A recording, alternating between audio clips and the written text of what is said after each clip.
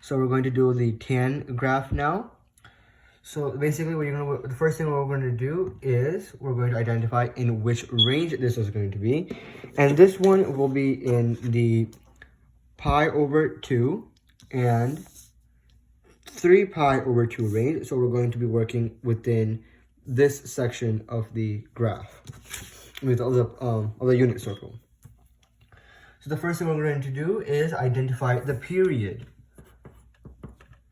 The period is going to be identified using the formula pi over b.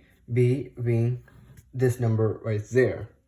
So what's going to happen is we have pi over 1/2, and that is going to simplify to 2 pi. So that's going to be our period. Our period is 2 pi.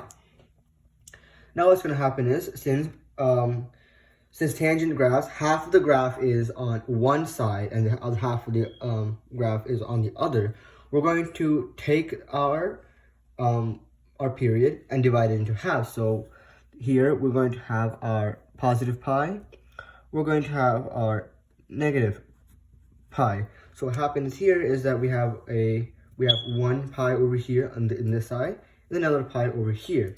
And what we're going to do now is find a halfway point. So we have a negative pi over 2 here and a negative pi over positive pi over 2 here. So this pi over here, that's going to be our where our graph is going to stop